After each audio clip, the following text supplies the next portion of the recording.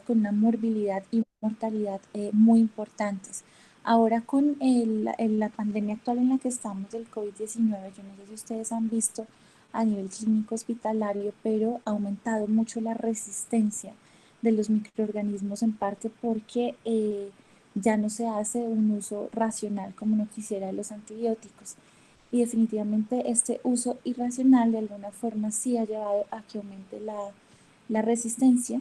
E incluso yo tengo uno de mis profesores en resistencia bacteriana que ha sido profesor de muchos de nosotros, que se llama Germán Esparza. Yo no sé si ustedes lo han escuchado nombrar, pero él dice que tendremos pronto la venganza de los gram negativos. Es una manera chistosa, jocosa de decirlo, pero realmente yo sí estoy convencida de que esto será así. Y además hay que sumarle que los antibióticos que tenemos son antibióticos limitados, por un lado, que a pesar de que tenemos algunos nuevos, genera resistencia rápida a los mismos, y que parte de la resistencia está dada por estos genes localizados en elementos móviles, genéticos móviles, que se llaman plásmidos. Y estos plásmidos son capaces de diseminar o de transferir mecanismos de resistencia entre bacterias y huéspedes. Son una transmisión horizontal, y esta transmisión horizontal hace que las otras bacterias se vuelvan resistentes, se generen brotes intrahospitalarios y que realmente esto se convierta en un verdadero problema. Es importante tener en cuenta algunas definiciones acerca de los conceptos de MDR, XDR y PDR, porque ustedes se van a encontrar a menudo con estas definiciones en un contexto de multidrogoresistencia, en donde MDR es multidrogorresistente precisamente, y eso quiere decir que la bacteria que ustedes tienen al frente, que están interpretando el antibiograma, es una bacteria que no es sensible a al menos un agente en 3 o más categorías, es decir, es aquella bacteria que ya tiene resistencia a por lo menos 3 clases de antibióticos diferentes. Eso es multidrogoresistencia. XDR, o la definición de extensamente resistente, es una bacteria que es resistente a casi todos los antibióticos excepto a una o dos categorías. Y PDR, o pan resistente, como su nombre lo dice, es una bacteria que es resistente a todos los antibióticos.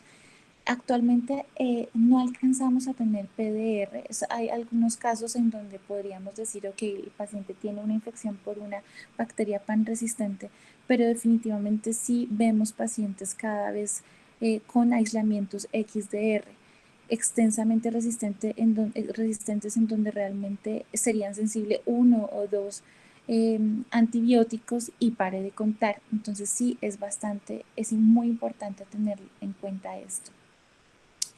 Adicional a estas definiciones, que si bien no lo traigo acá, pero vamos a hablarlo en la otra presentación, está el grupo de bacterias escape, en donde entran las enterobacterias que pueden ser multidrogorresistentes y producir eventualmente carbapenemasas si se trata de enterobacterias o no fermentadores, por ejemplo por el lado de Acinetobacter baumannii o Pseudomonas aeruginosa, o el estafilococo aureus meticilino resistente, que hace parte del grupo que hablábamos en la sesión pasada, o enterococo vancomicino resistente. Todas estas bacterias son el blanco de alerta de la Organización Mundial de la Salud, que son capaces de generar brotes intrahospitalarios y amenazan definitivamente pues, por su elevada morbilidad, mortalidad, y tienen graves implicaciones en cuanto a salud pública se refiere.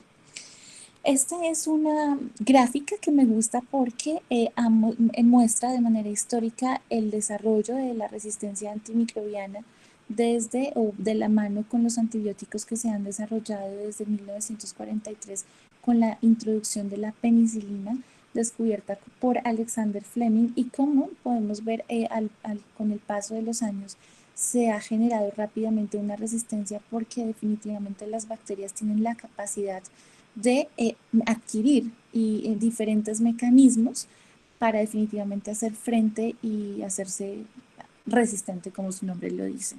En 1988 fue la primera vez que se descubrió un enterococo resistente a la vancomicina, y así sucesivamente hemos visto que, por ejemplo, en el caso de 2000 se descubrió el primer caso de tuberculosis XDR, extensamente resistente. Hoy en día en tuberculosis tenemos países que definitivamente tienen alta tasa de multidrogoresistencia y extensamente resistentes aquí en Latinoamérica, por ejemplo, Perú y Bolivia son casos de así, de XDR y MDR.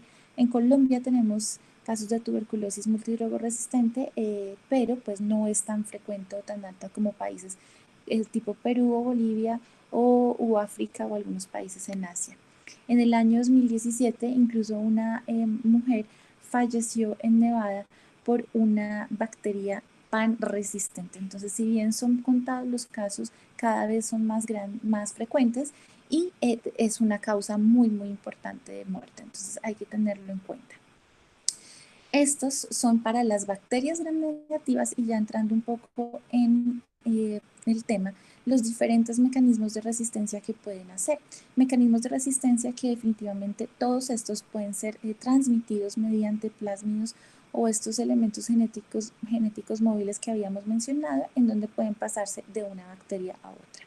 Entonces tenemos las beta-lactamasas, que vamos a hablar de ellas ampliamente, que son estas enzimas que tienen la capacidad de hidrolizar o de desbaratar o de destruir diferentes tipos de antibióticos con un mecanismo de acción similar, como lo son los betalactámicos, y que van desde antibióticos betalactámicos de un espectro estrecho, como ampicilina y penicilinas, hasta un espectro mucho más amplio como los carbapenémicos, en cuyo caso estaríamos hablando de carbapenemasas. Ese es el ejemplo que ustedes yo creo que están con el que están más familiarizados.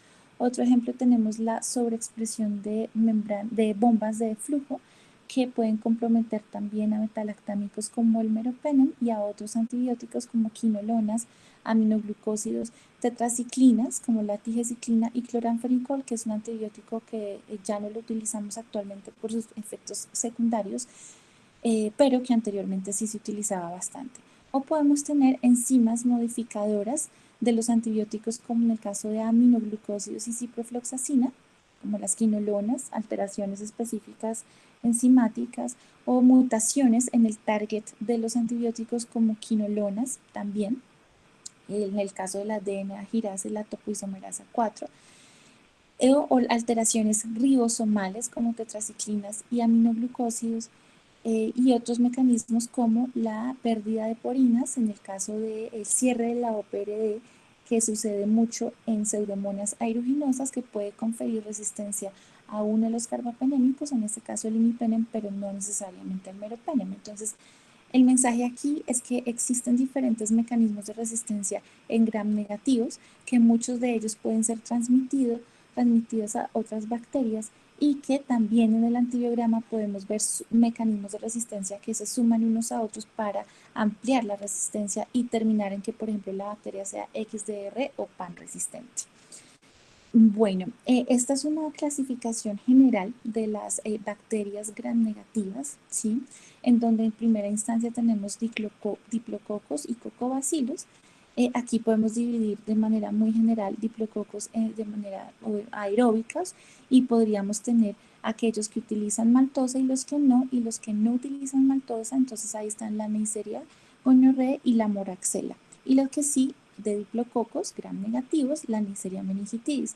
Cocobacilos, ejemplos tenemos estos, y los bacilos, entonces ya enfocándonos en nuestro tema, los dividimos inicialmente en aquellos que fermentan lactosa. Los que no fermentan lactosa, entonces ahí viene el término de no fermentadores. Entonces cuando uno dice un gram negativo no fermentador, entonces ahí ya uno entra como a la clasificación. Tiene uno la clasificación de si son oxidasa positivos u oxidasa negativos. Entonces, no fermentador, oxidasa positivo, tenemos el ejemplo de una serratia. Y no fermentador, oxidasa negativo, tenemos estos otros ejemplos que aquí tenemos. Mientras que los fermentadores de lactosa, que esos son más frecuentes y los que uno tiene en mente, entonces los que lactosan rápidamente, la lactosa, E. coli, Klebsiella y Enterobacter, y los que son fermentadores de lactosa de una manera más lenta, Citrobacter y Serratia. Estos son unos ejemplos.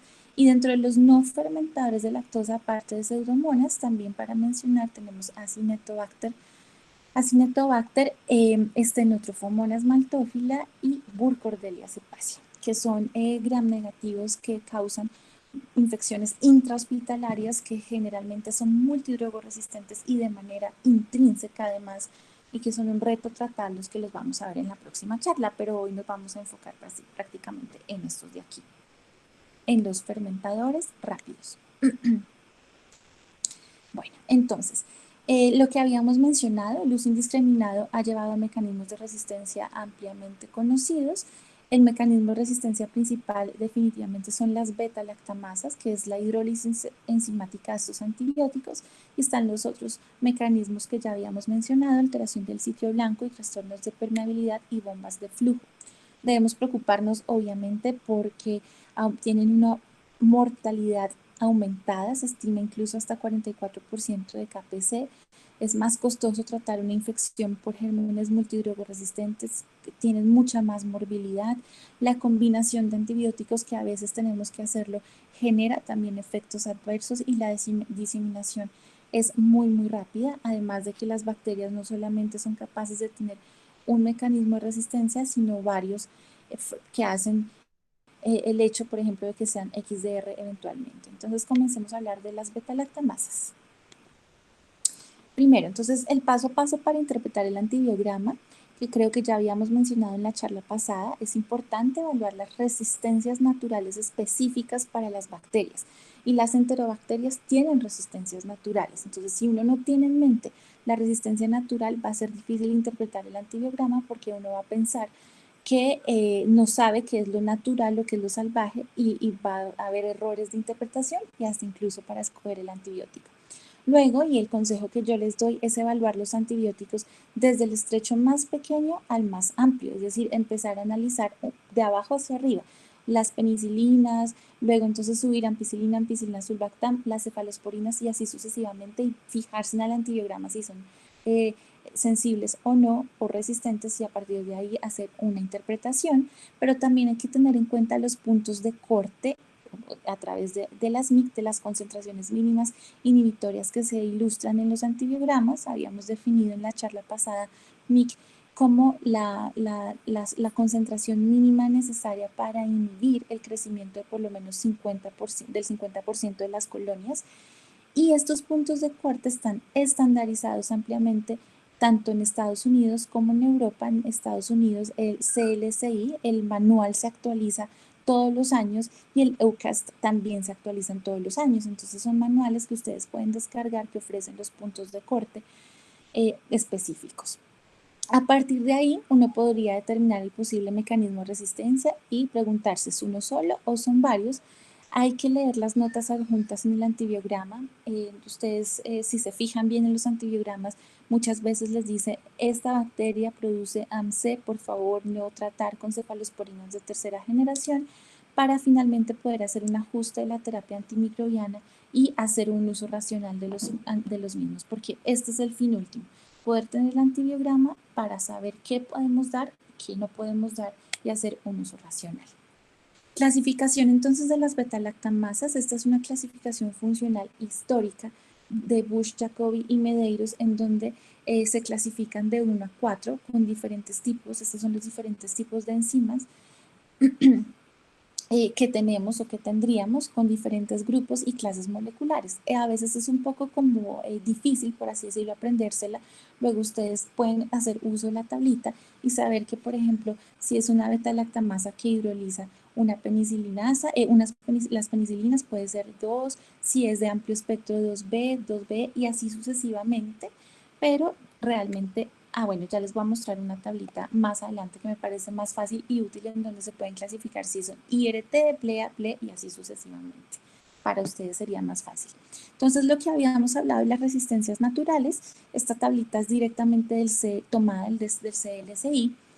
La pueden descargar o pues se las puedo compartir como ustedes prefieran, y aquí ustedes se fijan, están todas las enterobacterias o las más importantes y los antibióticos más comunes que nosotros tenemos. Entonces aquí serían las resistencias naturales para todas estas bacterias, y hay que tener en cuenta que existen ciertos grupos de bacterias que en sí mismas tienen algunas resistencias naturales. Entonces, si ustedes se fijan, aquí hay algunas que en común tienen esos mecanismos de resistencias y aquí entonces ya empieza uno como a desglosarlo. Por ejemplo, si uno habla de Citrobacter freundii y lo compara con Enterobacter aerogenes, que actualmente se llama Klebsiella aerogenes, el Enterobacter cloace, la Hafnia albei, la Morganella y la Serratia, que por aquí está, y la Yersinia, todos tienen resistencias naturales muy similares.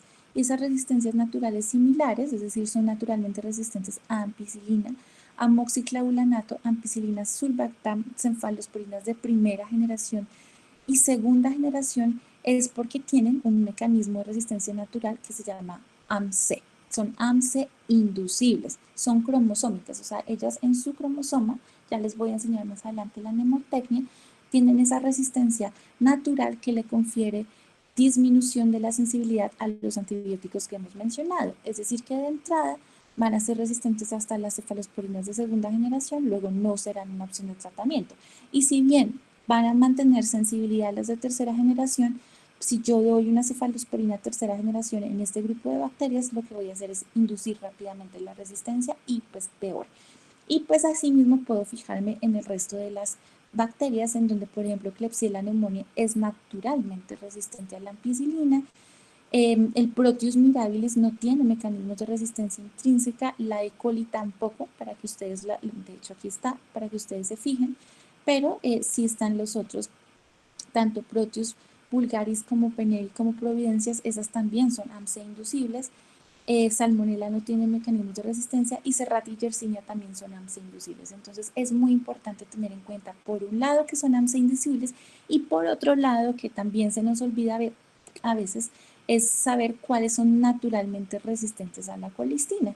Porque colistina a veces es un antibiótico que utilizamos cuando hay carbapenemasas, pero pues si de pronto yo tengo una morganela o una serratia que es productora de carbapenemasas y yo veo una que es resistente a colistina, entonces yo me asusto y realmente pues es que la resistencia es natural. Entonces sí es muy importante tener en cuenta primero las resistencias naturales para poder interpretar adecuadamente el antibiograma.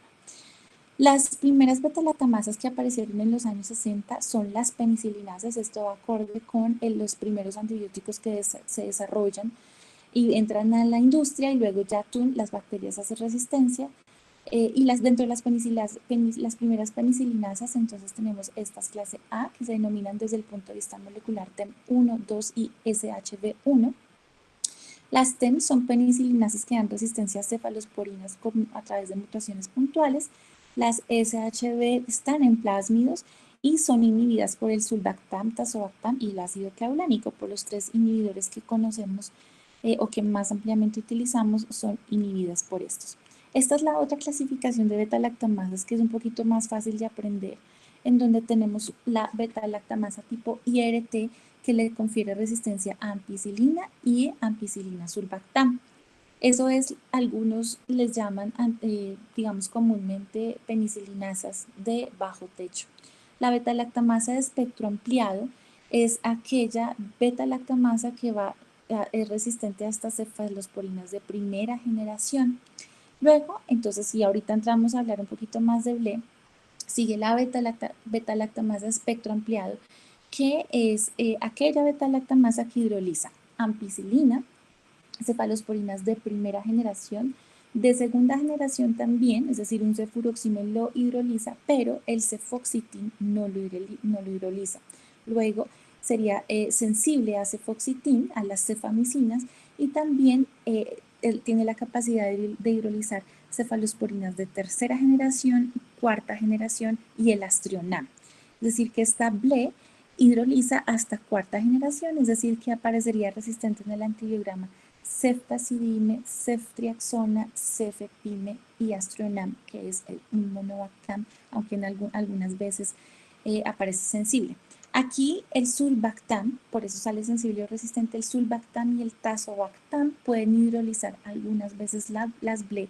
Por eso, a pesar de que puede ser una bacteria productora de BLE, fácilmente en el antibiograma puede ser, aparecer sensible porque es inhibida directamente por el sulbactam, pero eso no quiere decir que sean opciones de tratamiento. AMC, entonces una bacteria que es capaz de expresar el AMC con todo lo que eso implica, será una bacteria que será resistente a las ampicilinas, a las penicilinas, al sulbactam también, es decir, ampicilina sulbactam, a cefalosporinas de primera generación, segunda generación, tercera generación, manteniendo sensibilidad a cuarta generación y también es resistente al Aztreonam. Esa es lo que nosotros llamamos una AMC desreprimida, que es muy diferente a la AMC reprimida o a la AMC inducible, que es característica de las bacterias que les estaba hablando anteriormente, que porque esa AMC inducible solamente va a tener resistencia hasta las cefalosporinas de segunda generación y va a conservar sensibilidad de la tercera para arriba, de la tercera generación para arriba. Entonces, esa es la diferencia, mientras que la inducible es hasta cefoxitin resistente, la desreprimida alcanza a hidrolizar las de tercera generación. Y obviamente todas estas son sensibles, los carbapenémicos, todas estas son sensibles, porque si ya yo tengo un carbapenémico aquí resistente, pues yo ya sospecho que es una productora de carbapenemasas. Entonces, este es un primer ejemplo como para hablar de nuestro taller de antibiograma, en donde yo puedo ver un urocultivo de un Proteus mirabilis, más de 1 millón formadoras de colonias, y habíamos dicho que el Proteus mirabilis no tiene resistencia natural, ¿cierto? Partamos de esa base que es muy similar a la E. coli. La que es AMC se llama Vulgaris o Peneri, son otras, pero esta mirabilis no tiene resistencia natural a nada. Y de abajo hacia arriba, como les había dicho, entonces tenemos resistencia a la ampicilina y el resto, fijémonos, bueno, es intermedio a ciprofloxacina, pero esto es por otro mecanismo de resistencia distinta. Resistencia a trimetoprim sulfa, que es también por otro mecanismo enzimático diferente, y el resto sensible a todo. Entonces aquí podemos decir que tiene una penicilinasa y es una IRT normal. Ahora fijémonos en esta E. coli, también de un urocultivo, entonces nuevamente empecemos de abajo hacia arriba. Entonces tenemos ampicilina resistente, ampicilina sulbactam resistente, miremos aquí cefalotina intermedio, de hecho mayor a 16 sería resistente y está justo en 16, o sea casi que es resistente a la cefalotina.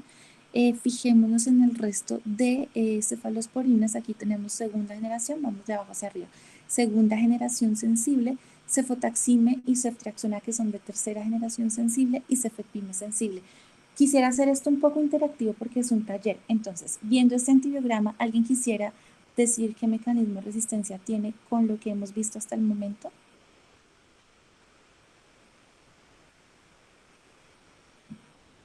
¿Sí me están escuchando? Sí, doctora, la escuchamos. Ok. ¿Y alguien quisiera opinar?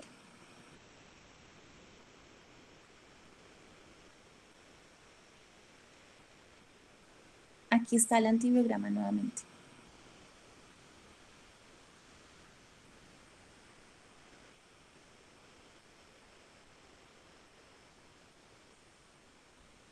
Alguien, no importa, no, es para hacer el ejercicio conjunto y aprender. Doc, ¿Sí? ¿o puede ser una IRT? Bueno, dale Angie, ¿por qué dices que es una IRT? Doc, es que ya no veo su pantalla. Es que hasta ¿No? ahorita me pude conectar. No, tranquila. Pero ahí lo estás viendo, ¿sí? No, Doc, es que seré yo. ¿No Bueno, ves? igual, yo no lo veo. Estaba resistente a la ampicilina y ampicilina, ¿sí?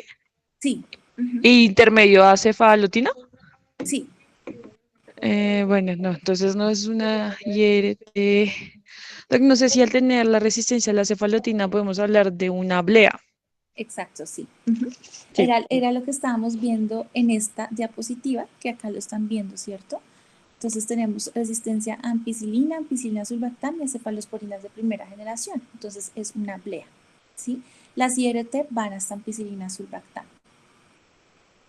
Es la blea, la beta-lactamasa de espectro ampliado, o lo que algunos llaman una penicilinasa de alto techo. Bueno, gracias Angie. Entonces, ahora hablemos de beta-lactamasa de espectro extendido. Las BLES son enzimas que hidrolizan la mayoría de las penicilinas y las cefalosporinas, incluyendo cefalosporinas de tercera, cuarta generación y el Astrionam, que es un monobactam, pero guardan sensibilidad frente a cefamicinas y carbapenémicos. De hecho, esta es la clave, son los antibióticos marcadores que a mí me sirven para saber si es una BLE o no. Y in vitro son inhibidas por el sulbactam, el tazobactam y el clavulánico, el ácido clavulánico. Por eso es que en el antibiograma puede aparecer como sensible a algunas veces, no todas, ampicsulbactam, a piptazo y a ácido amoxiclavulanato, por ejemplo. Pero no quiere decir que son opciones terapéuticas. Entonces, lo que hace el laboratorio cuando tiene una sospecha de BLE, es decir, cuando ellos van viendo que la bacteria es resistente a cefalosporinas de tercera generación, como cefotaxime y ceftazidime, entonces lo que hacen es un test de BLE.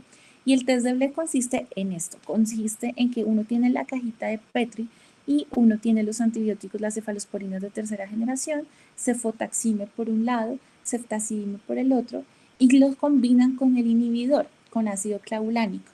Como habíamos dicho que los inhibidores in vitro las inhiben, entonces miran y comparan con solamente el antibiótico, ¿sí? Entonces, si hay un aumento, sin el inhibidor, ¿no? Si hay un aumento de más de 5 milímetros en la cajita de Petri, pues eso tiene un test de BLE positivo, porque quiere decir que cuando se combina la cefalosporina de tercera generación con el inhibidor, que en este caso es el ácido clavulánico, hay una inhibición adecuada de la enzima de la beta-lactamasa que yo estoy evaluando, y eso es lo que es un test de BLE positivo, y ese test de BLE positivo precisamente es lo que ustedes les informan en el laboratorio, que es acá. Entonces, ese es el famoso test de BLE positivo. Entonces, vamos a interpretar ese antibiograma. Es una E. coli en sangre, ¿cierto? De abajo hacia arriba, entonces empecemos ampicilina resistente, ampicilina sulbactam resistente, a veces la inhibe, a veces no la inhiben, vamos a subir, cefalotina resistente, cefuroxime no está el cefuroxime, pero están las de tercera generación, como cefotaxime y ceftazidime, entonces cuando ellos ven esto, el laboratorio hace un test de BLE, y el test de BLE es positivo, definitivamente, pero acá hay algo también adicional. Tiene un test de BLE positivo y habíamos dicho que la cefoxitin es sensible. O sea que aquí si es una BLE pura, cefoxitin debería aparecer sensible y aparece resistente. Entonces, a alguien se le ocurre por qué puede estar sucediendo que tiene un test de BLE positivo, pero es cefoxitin resistente.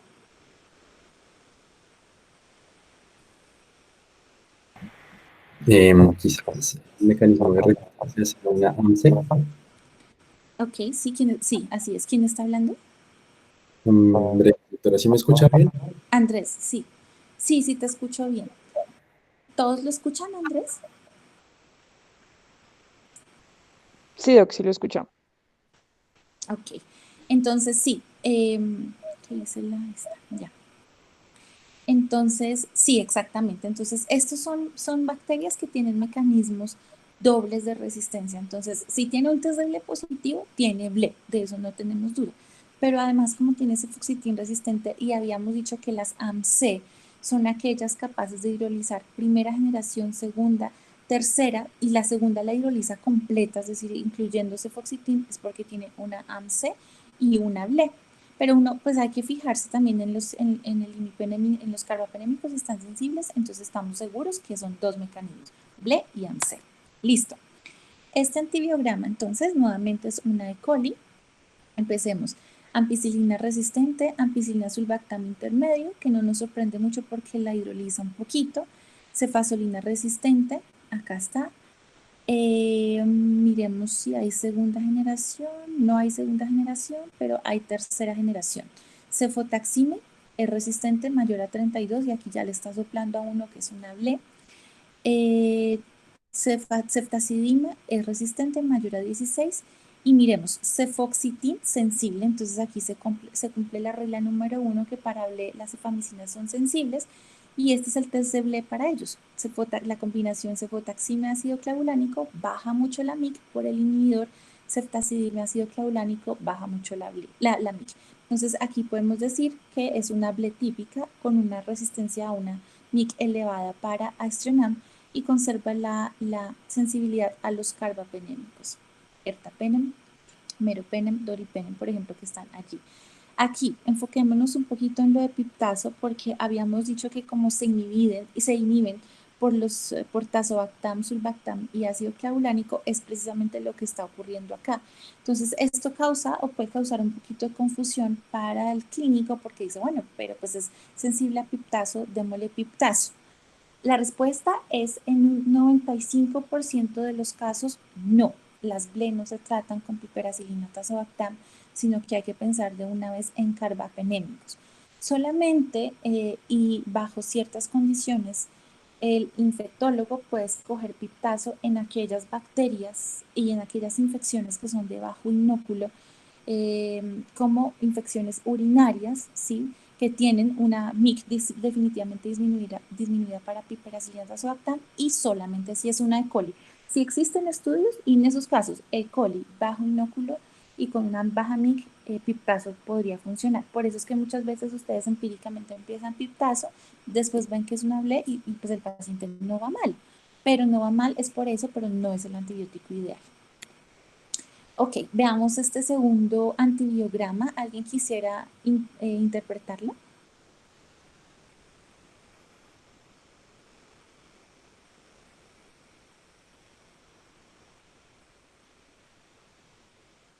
¿Nadie quiere interpretarlo?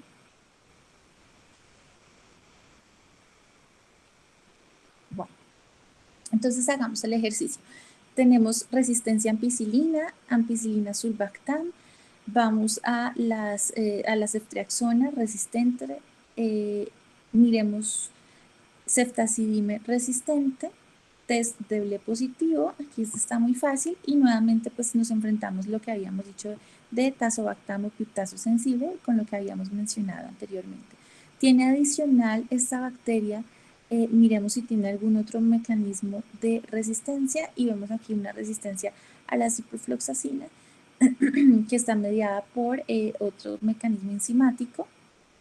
Y de resto nada más, es decir que la opción terapéutica en esta bacteria, si por ejemplo se trata de una bacteremia, tenemos meropenem, o incluso si el paciente está bien podemos fácilmente tratarlo con ertapenem.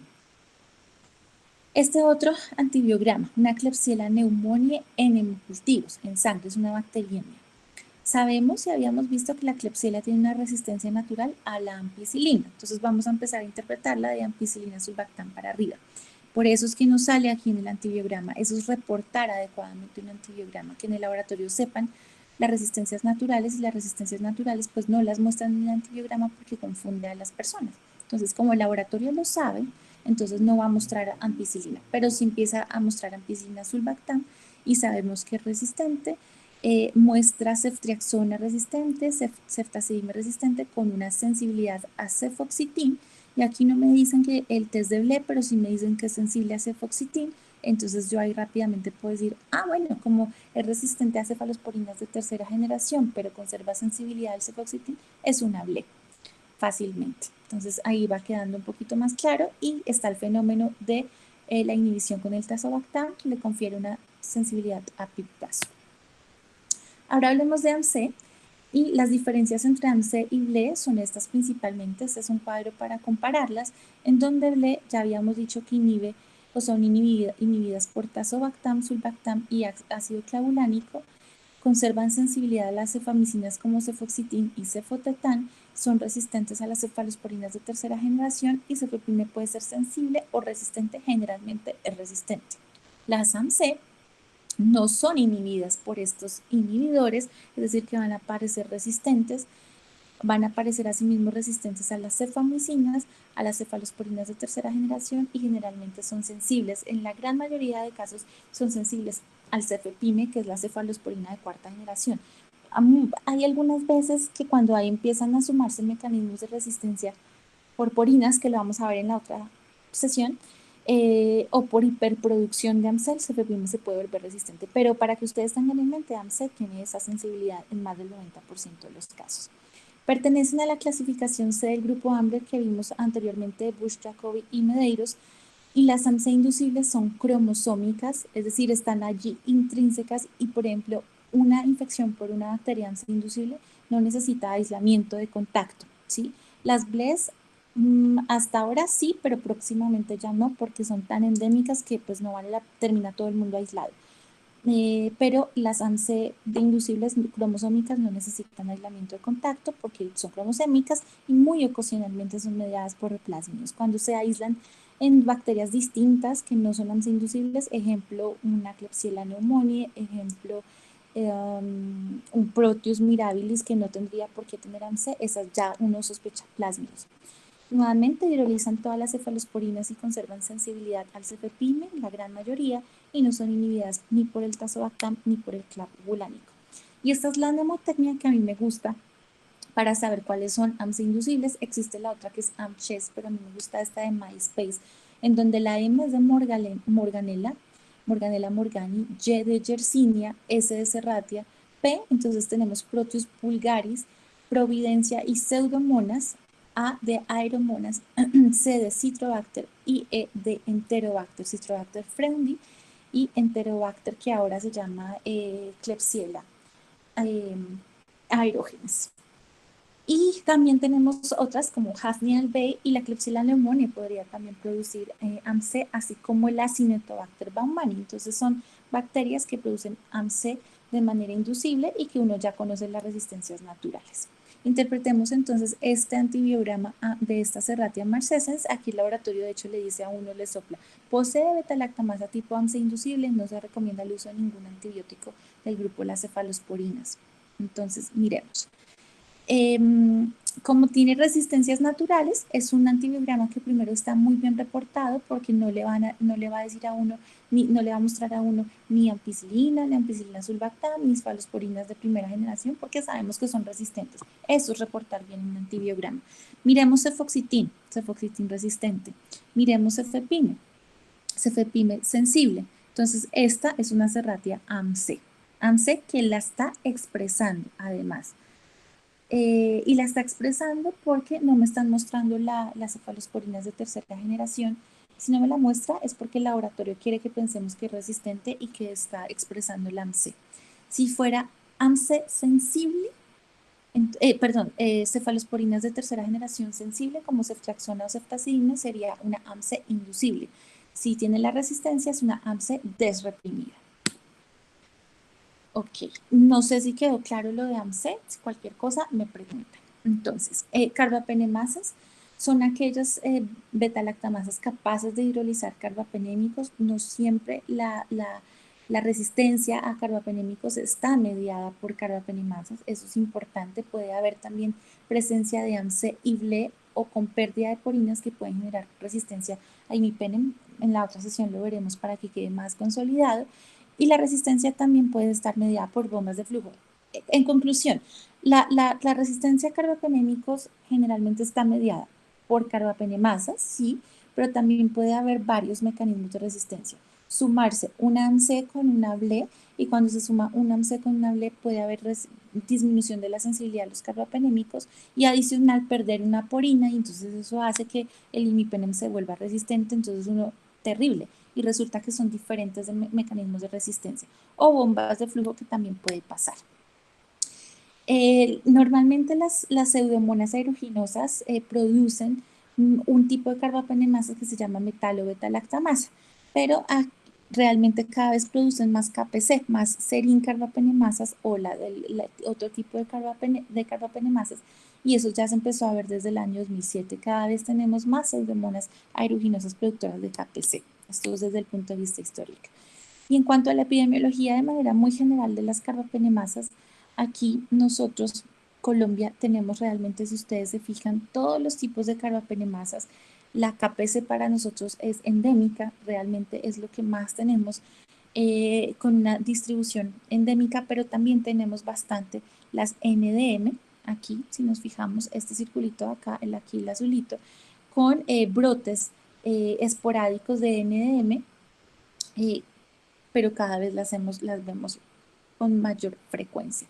Y también hemos tenido también, es decir, en términos generales tenemos todo, pero lo que más frecuentemente tenemos son KPCs.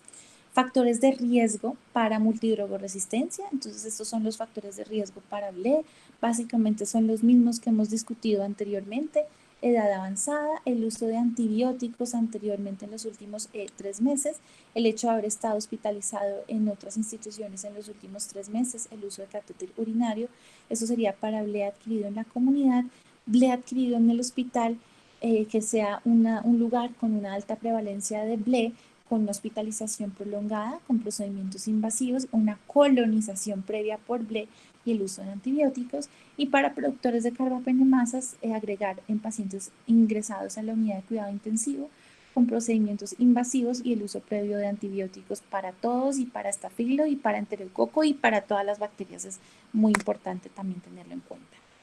Entonces esta es nuevamente para clasificar, y a partir de la clasificación de Ambler, las beta-lactamasas A, B, C y D.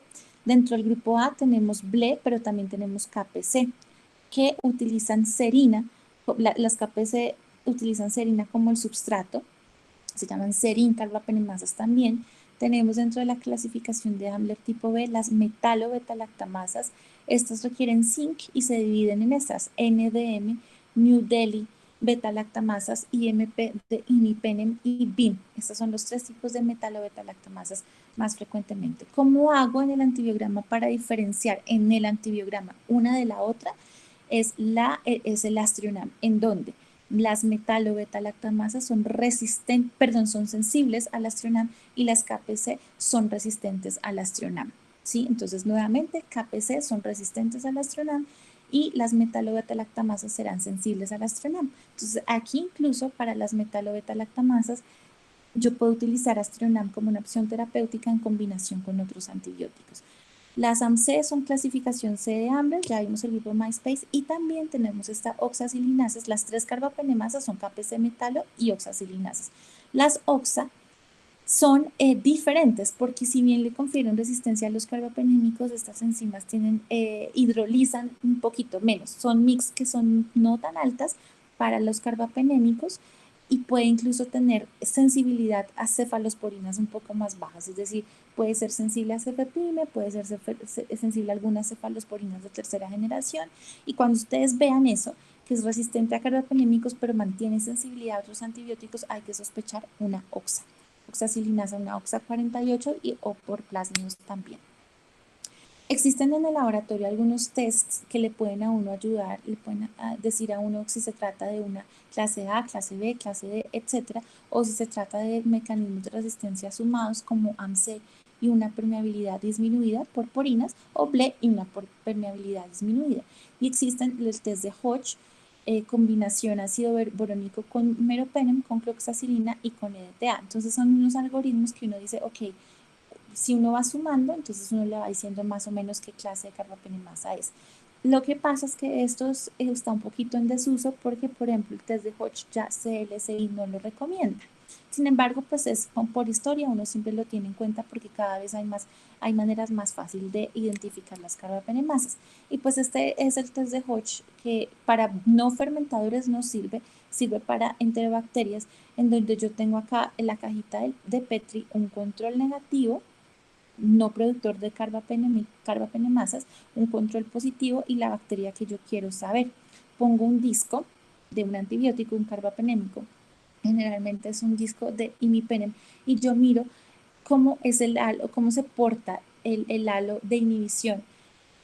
Y si el halo de inhibición se intercepta, por ejemplo, aquí podríamos, por ejemplo, ver el control negativo sería este, que no produce carbapenemasas, el control positivo sería este, y este sería un test de Hodge positivo, en donde ustedes ven que el halo se forma como una especie de trébol, y el halo de inhibición se intercepta aquí con la rayita. Eso es un test de Hodge positivo. Y yo puedo decir, tiene un test de Hodge positivo que me sirve para las KPC, no para las metalo-beta-lactamasas. Y como habíamos dicho que la pseudomonas principalmente produce metalo, pues no es bueno. De hecho, ya casi no se usa y se utilizan otras cosas más avanzadas. Una de esas es el CARBA-NP, que es muy fácil además porque es un ensayo colorimétrico, y el cambio de colores cuando yo estoy mirando las bacterias en el laboratorio me dice si produce o no carbapenemasas. Y hay otros, hay test de modificados, hay formas moleculares, entre otras. Esta tablita me gusta mucho porque resume lo que les he dicho y cómo poder diferenciar las BLE, las AMSE, las KPC y las NDM y las OXA incluso. Los sitios activos para cada una de estas enzimas, la localización genética en donde BLE es por plásmido, se transfiere unas a las otras. AMSE generalmente son cromosómicas, como lo hemos visto. KPC, NDM y OXA son por plásmidos y los antibióticos inactivados o hidrolizados por cada uno. Y le hablan también, aunque ya es del 2015, hace 5 años, las opciones terapéuticas. Entonces, esta es bonita, resumen lo que anteriormente hemos dicho. Y estos son los antibiogramas típicos, también resumen lo que hemos dicho como para consolidar más la información, las diferencias entre BLE, AMSE, KPC, etcétera, en donde ustedes pueden fijarse la diferencia en el Astronam, sobre todo si nos ubicamos aquí KPC y NDM. NDM generalmente sí es sensible al Astronam y KPC es resistente siempre al Astronam. Entonces a partir de ahí y pues interpretando y viendo el resto de los antibióticos, uno puede decir de qué se trata. Y aquí, por ejemplo, lo que les decía, la sensibilidad variable de las OXA48 y pues siendo obviamente resistente a los carbapenémicos y estamos hablando de carbapenémicos. Entonces aquí también resume lo que habíamos hablado. Bueno, entonces miremos este antibiograma. Entonces tenemos una Klebsiella pneumoniae en donde tenemos resistencia a meropenem, imipenem y ertapenem, es decir, aquí hay algo de resistencia a carbapenémicos y miremos, es resistente al Astronam y además que es resistente a todo el resto, ¿sí? Cefazolina, cefepime, todo, cefoxitin, todo. Piptazo, es decir, que es una productora de carbapenemasas y aquí podemos inferir que es una KPC porque es resistente al Astronam. El tratamiento para las KPC, vamos a hablar un poquito más adelante de eso, de manera muy rápida. Este es un segundo antibiograma, es un Enterobacter cloace, en donde tenemos, fijémonos en los carbapenémicos, ertapenem, imipenem y meropenem, resistente, pero además es resistente a piptazo, cefepime, ceftriaxona y todo el resto. Es resistente al Astronam, entonces podemos decir que es una KPC también porque es resistente al Astronam. Y mira, nos fijamos, uno se fija en los otros antibióticos es porque pueden ser opciones terapéuticas potenciales. Entonces, fosfomicina sensible, polimixina y tigecyclina también sensibles. Miremos esta Klebsiella pneumoniae. Es una Klebsiella pneumoniae que es resistente al imipenem, al meropenem y pues al resto, o sea, ceftazidime, todo ahí para abajo. Entonces es una Klebsiella que potencialmente es una KPC, pero yo no lo puedo decir con precisión porque no me muestran los test confirmatorios, pero esos test confirmatorios me los tiene que hacer el laboratorio. Si los hiciera o si yo viera la Astronam, puedo más o menos inferir de qué se trata. Este Enterobacter cloace, entonces, es un Enterobacter cloace que tiene una MIC mayor a 16 a meropenem, tiene una MIC mayor a 8 a doripenem, es decir, es resistente y tiene un test de Hodge positivo que lo vimos anteriormente y el test de Hodge positivo con el ácido borónico positivo son los otros test de la tablita que les mostré y un EDTA negativo me infiere una KPC. Una KPC, pero pues recordar que el Enterobacter también hace parte de los que producen AMC naturalmente. Esta E. coli, entonces tenemos una E. coli que es resistente a doripenem, a ertapenem y a meropenem con un test de Hodge positivo, un ácido borónico positivo y un EDTA negativo es una KPC. Y si tuviera el Astronam, pues sería resistente a Astronam también. Y aparte es resistente a ciprofloxacina.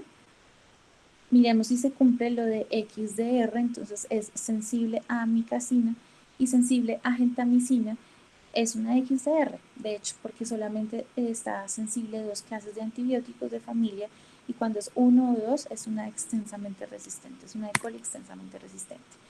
Algo para hablar de tratamiento, cuando tenemos BLE, AMC, hay que mirar los factores de riesgo y tener carbapenémicos como primera opción.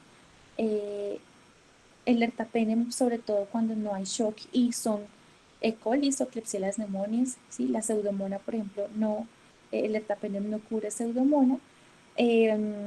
y cefalosporinas de cuarta generación, realmente en casos muy, muy escogidos, pero definitivamente yo prefiero carbapenémicos. Y cuando hay carbapenemasas, uno tiene en mente la combinación de antibióticos. Esa combinación de antibióticos va de la mano según lo que se tenga, ¿sí? Pero ahorita, ¿qué estamos haciendo? Ahorita lo que se hace es los nuevos antibióticos si no tiene en cuenta la MIC para los carbapenémicos. Entonces, por ejemplo, en KPC, si tienen una MIC de meropenem entre 8 y 64, la principal opción antibiótica que tenemos actual, que de hecho está disponible en el hospital militar, se llama ceftazidime avibactam, que se puede dar en monoterapia y la FDA lo tiene aprobada en 3 indicaciones principales: infección urinaria, infección intraabdominal y neumonía asociada al ventilador. Es un antibiótico que es activo para las KPC, pero no es activo para las metalo-beta-lactamasas que ya vimos. En metalo se podría off-label combinar con Astrionam. Entonces, yo podría aquí como primera opción, esto es un artículo que se publicó la semana pasada, ceftazidime avibactam.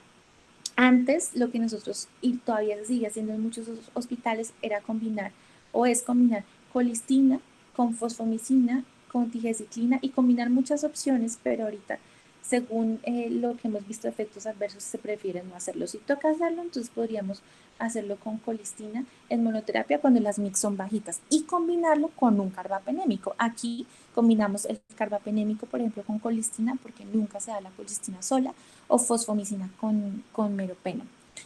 Cuando la MIC empieza a ser ya un poquito más alta, ya mayor a 16-32, el meropenem aquí realmente no tiene mucha cabida solita. Hay algunos quienes los utilizan, otros no, y ahí ya empieza uno a sumar antibióticos, a combinar, por ejemplo, fosfomicina, polimixina y tegiciclina según el sitio de infección, o mirar también la sensibilidad de los aminoglucósidos, etcétera. Entonces uno empieza como a jugar y es un arte más o menos poder combinar estos antibióticos para que el paciente le vaya bien.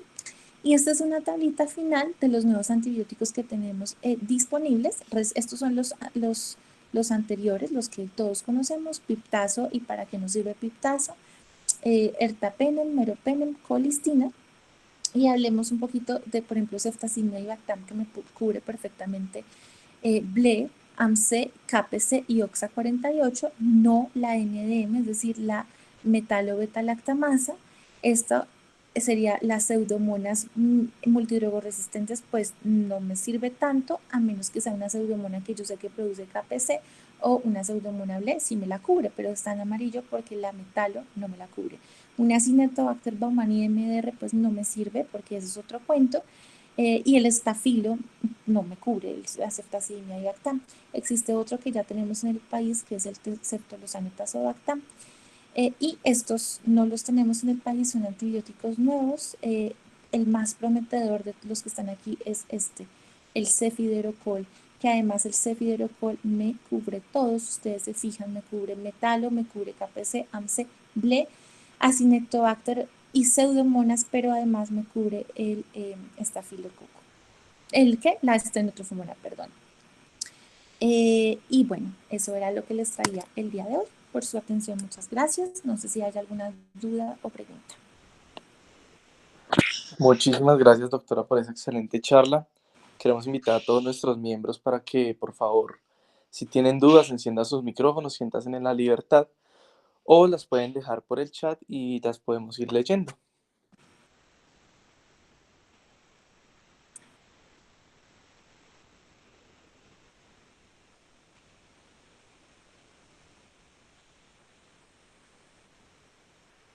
O si quieren, si les da pena, les voy a dejar nuevamente mi correo electrónico aquí en el chat por si quieren escribirme al correo electrónico. Ah, sí, sí, dime, Daniela, ahí estás escribiendo.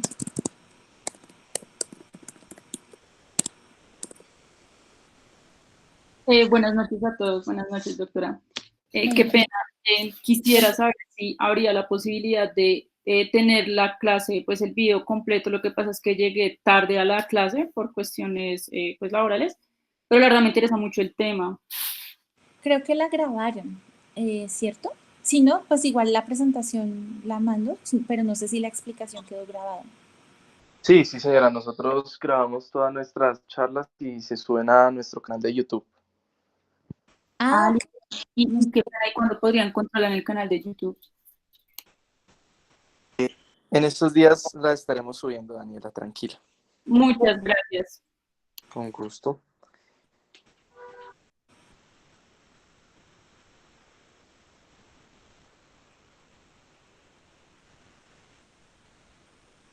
Bueno, sí, entonces si no hay preguntas, Doctora, ¿cuándo hacemos la otra sesión de no fermentadores? Se me olvidó cuándo era. justamente eso le quería preguntar, doctora. Sí, Digamos, nosotros planteamos 25. Sí se puede la ay, próxima semana, sí, no puedo. ¿no? No, el 25 sí me queda imposible. ¿Qué otro día podríamos?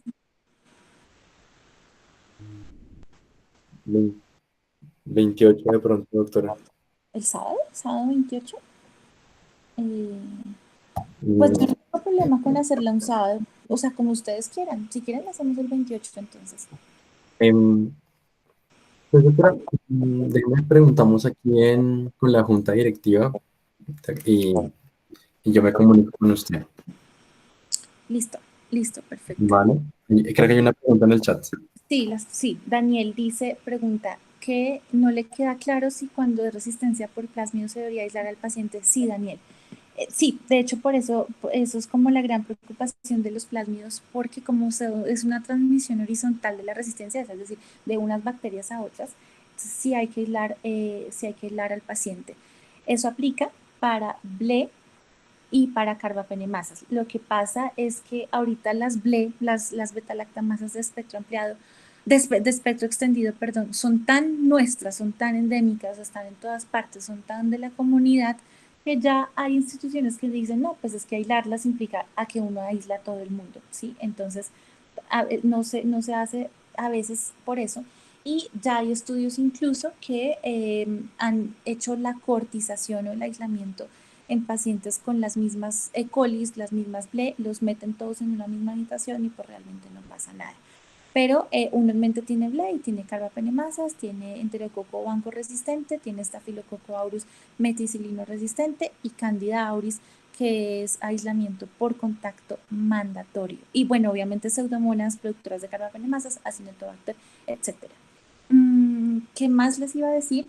La otra cosa que se está haciendo en el boom de la resistencia que tenemos actualmente es tamizar a los pacientes, es decir, ver si ellos ya están colonizados por gérmenes MDR, y eso se hace mediante hisopado rectal, que pronto, si Dios quiere, lo vamos a implementar en la institución, y es con un hisopo, se toma un hisopo del recto del paciente y se lleva al laboratorio con agares cromogénicos, se mira si crecen colonias productoras de carbapenemasas, es muy rápido, y si eso es así, esos pacientes tienen indicación de aislamiento por contacto de entrada. Cuando tienen un paciente con una bacteria multiregoresistente, una KPC, por ejemplo, en sangre, uno lo aísla, pero el aislamiento no va hasta que se termina el tratamiento, sino que generalmente se deja como mínimo 6 meses, es decir, el paciente se va a la casa y por XYZ razón vuelve al hospital, se genera una alerta en epidemiología y el paciente tiene que llegar, así consulte por otra cosa, a una habitación solo, porque se asume que es un paciente que está colonizado. Para saber que no está colonizado ya, tendría que volverse a tomar tamizaje rectal y tener por lo menos 2 cultivos negativos sin crecimiento de productores de carbapenemasas para poder levantar el aislamiento. ¿Alguna otra duda? Muchas gracias por la respuesta, doctora. Tengo una duda y es, bueno, veo que hay unas consideraciones nuevas para el tratamiento de las carbapenemadas, o sea, eso que el concepto de antibiótico suicida Ajá. que se aplicaba para este tipo de bacterias, o sea, ¿pasa a tener como más cuidado y a tener más consideraciones con la terapia combinada o sigue teniendo como una importancia? Bueno, mira, Andrés, es un tema bastante amplio, ¿sí? Uno, ¿Uno qué hace? Uno evalúa el paciente clínicamente primero, saber cómo está, si está estable, si está inestable. Si es un paciente que tiene, por ejemplo, una KPC, ¿sí? Que está estable, y que tienes ceftazimime avibactam en monoterapia le va muy bien, ¿sí? Y que además sabemos que tiene una neumonía, una infección intraabdominal o una infección urinaria, ceftazimime avibactam le va bien, le va muy bien. Si es un paciente que, por ejemplo, está inestable, ¿sí? Que tiene una KPC, que tiene una infección de alto inóculo como una bacteremia primaria, de la cual tú no sabes por qué la tiene o de dónde está el foco, ahí ceftazimime avibactam ya no es tan buena opción y ahí tú sí empiezas a tener en consideración la combinación de antibióticos. Tú te fijas en el antibiograma, tú dices, bueno, fosfomicina la puedo utilizar también, por ejemplo, colistina, aunque, bueno, colistina es otra cosa, pero podrías combinar entonces colistina, fosfomicina y te fijas en la MIC del meropenem. Si esa MIC del meropenem es menor de 16, meropenem es una excelente opción para combinarlo siempre, así te muestre resistencia, pero con esas MICs que no son tan altas, porque disminuye la mortalidad y porque hace algo de sinergia. Entonces ahí tú le estás favoreciendo al paciente. Entonces ahí tú dices, listo, terapia combinada. Cuando tienes ya un paciente con una XDR, ¿sí? Extensamente resistente, el paciente está malito, es XDR, entonces es fosforesistente, es resistente a los aminoglucósidos y a un montón de cosas y casi no tienes opciones, ahí es cuando la terapia suicida te puede funcionar. Y la terapia suicida consiste en combinar dos carbapenémicos con otras cosas, obviamente, ¿no? Muchas veces terminan con 3 o 4 antibióticos. Y generalmente se hace ertapenem, meropenem o doripenem, ertapenem. Y lo que hace el ertapenem es como suicidarse, por así decirlo. Es como saturar los sitios de entrada del antibiótico para que el carbapenémico pueda entrar, en este caso sería el meropenem o el doripenem, y pueda hacer su acción. En eso consiste la terapia suicida, es bajo nivel de evidencia, son reportes de caso que principalmente se han hecho con Klebsiella pneumoniae y son medidas desesperadas. No es algo que uno lo haga de rutina. Todo en infectología, cuando hay extensamente resistentes o panresistentes o realmente es un problema, es bajo nivel de evidencia. Eso no es la guía dijo que y el ensayo y el metaanálisis dijo que no. Son reportes de casos, son cosas que hay que hacerlo con mucho cuidado y termina uno combinando un montón de antibióticos porque si no el paciente se va a morir. Espero haber respondido tu pregunta. Sí, doctora. Muchas gracias. Con mucho gusto.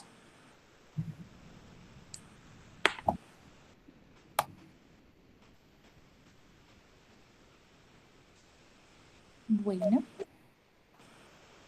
entonces que pasen todos una feliz noche, que estén muy bien. Muchas gracias, doctora, por la charla de hoy. De verdad, excelente. Invitamos a todos nuestros miembros a realizar sus preguntas vía colegio, como lo indicó la doctora. Muchísimas gracias, doctora, y a todos nuestros asistentes. Con mucho gusto. Feliz noche, feliz fin de semana. Feliz noche a todos y hasta luego. Hasta luego.